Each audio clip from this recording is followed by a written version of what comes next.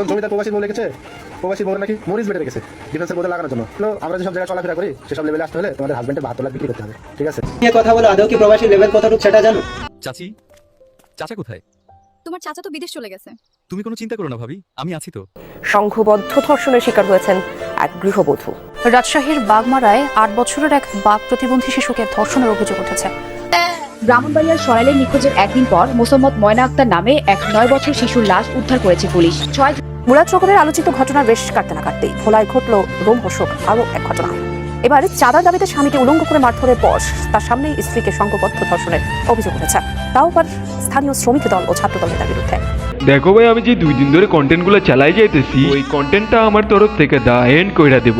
এখন অনেকের মনে প্রশ্ন আসতে পারে আমি ভয় পাইছি। তোমরা কি দেখোনি কিছু সেনাবাহিনীর বউ অন্যায় করছিল জন্য তাদেরকে আমি কেমনে ঢাবাইছি? তারপরেও তোমাদের মনে কেমনে প্রশ্নটা এলো যে আমি ভয় পাইছি? হাসাইলে ভাই হাসাইলে। আসলে বাংলাদেশে অন্যায় থেকে শুরু করে স্ক্যাম কিছু মাদারচোদ পোলাপান বেশিই করতেছে। তাই এক টপিক ধরে যদি আমি বসে থাকি তাহলে ভাই এটা আমাদের বোকামি হইব। তাছাড়া প্রবাসী বউদের চরিত্র নিয়ে যারা কথা বলছিল তাদেরকে বাস দেওয়ার মানুষের এখন অভাব নাই। তো ঠিক আছে, আমাদের বড় ভাই আর ছোট ভাই যারাই অন্যায়ের প্রতিবাদ করতেছে তারা প্রতিবাদ যেন চালিয়ে যায়। এরপরেও যদি বড় কিছু হয় তাহলে ভাই আমাদের বড় ধনটা তাদের পুটকির ভিতর দিয়ে ঢুকাই দেবো, চিন্তা করো না।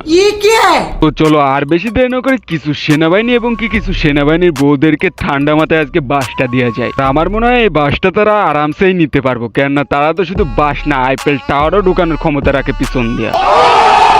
তো গাইস, ভিডিওটা শুরু করার আগে আমি তোমাদেরকে বলে দিই, তুমি যদি একজন সেনাবাহিনী এবং সেনাবাহিনীর বউ হও তাহলে দয়া করে আমার কথাগুলো নিজের গায়ে টেনে নেবেন না, কেননা আমি আপনাদেরকে উদ্দেশ্য করে এই কথা বলি নাই। আমি শুধু সেই সকল সেনাবাহিনীর বউদেরকে এবং সেনাবাহিনীদেরকে নিয়ে কথা বলছি যারা কিনা সকল প্রবাসী বউদের ইজ্জত নিয়ে কথা বলছে। তো দয়া করে আমার কথাগুলো নিজের গায়ে টেনে নেবেন না। তো এই আন্নু হোয়াটসঅ্যাপ মাউডবাড়ে কি অবস্থা তোমাদের, আর কেমন আছো তোমরা? আশা করি আল্লাহ তাআলার রহমতে তোমরা সবাই অনেক অনেক ভালো আছো। তোমাদের দোয়াতে আমি অনেক ভালো আছি। ভিডিওটা শুরু করার আগে বলে দিই, আমাদের টেলিগ্রামের লিংক কিন্তু তোমরা কমেন্ট বক্সে পাওয়া যাবে। সো যারা যারা আমাদের টেলিগ্রামে আসতে চাও সবাই জয়েন হয়ে যাও। তাহলে তোমাদের হাজবেন্ডের 72 লাখ বিক্রি করতে হবে।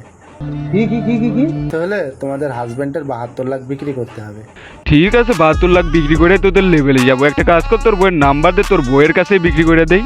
বোকা চোদা, ডিউটি ছাইরা এখানে এসে লেভেল চুদাইতেছে। দেশের মানুষ এবং প্রবাসীরা মিলে ওদেরকে স্যালারি দিতেছে আর ওরা আইসে ভিডিও চুদাইতে। নিজেদের ডিউটিতে তারা ঠিকঠাক মতন করতেও পারে না, আবার আইসে প্রবাসী এবং প্রবাসীর বউদেরকে নিয়ে কথা বলতে। বোকা চোদা, এই তুই প্রেম করবি নি?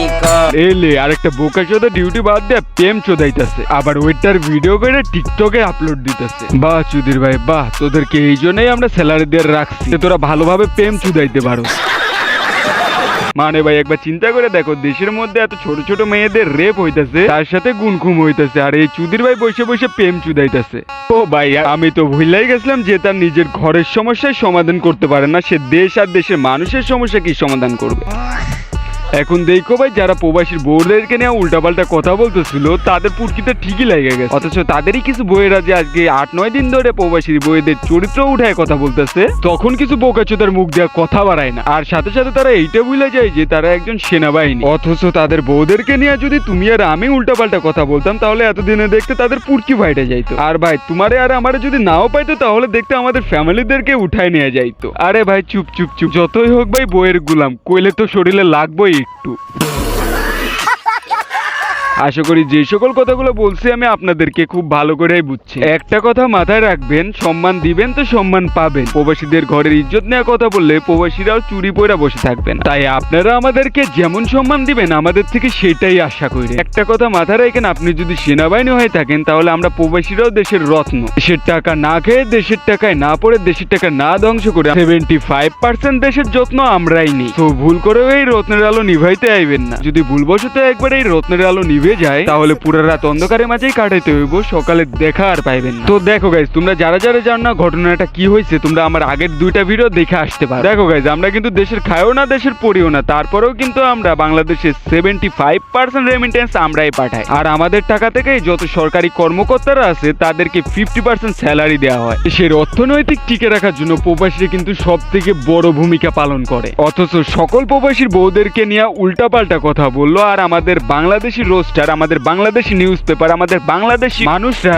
একটুও প্রতিবাদ করলো না। এখন তো ভাই তোমাদের দেখে আমাদের লজ্জা লাগতেছে। না মানে ভাই এদের জন্যই নাকি ছাত্র আন্দোলনের সময় আমরা টাকা পয়সা দেওয়া বন্ধ করে দিয়েছিলাম বাংলাদেশে, যাতে কিনা আমাদের ভাইদের বুকে গুলি না চলে। মানে ভাই এটা করে কি আমরা অনেক বড় ভুল করছিলাম নাকি অনেক বড় পাপ করছিলাম যে আজ প্রবাসী বইদের ইজ্জত নেওয়া কথা হইতেছে, বাট তারা আমাদের পাশে নাই, অথচ জুলাইয়ের মতন বিপদে আমরা তাদের পাশে ছিলাম। তাদের বুকে গুলি চলতেছিল জন্য আমাদের চোখে পানি আইছিল। এমন কোন প্রবাসী বাংলাদেশি বাকি ছিল না যে তাদের জন্য কান্না করে নাই। আর ভাই সেই দিনের প্রতিদান এরা এমনি দিতেছে যে যার কন্টেন্ট নিয়ে পয়রা রয়েছে, বাট এইদিকে যে সকল প্রবাসীর বউদের চরিত্র নিয়ে কথা বলতেছে এইদিকে কারো খেয়াল নাই। বাহ ভাই বাহ, আগে যদি জানতাম রে ভাই তোরা এমনিই দিবি আমাদের প্রতিদান তাহলে একটু ভালোই হইতো। তো গাইজ আজকের মতন এখানে এই ভিডিওটা শেষ করতেছি। আল্লাহ হাফেজ এন্ড টাটা। ভিডিওটা ভালো লেগে থাকলে অবশ্যই লাইক কমেন্ট শেয়ার করে আমার পাশেই থাকবা।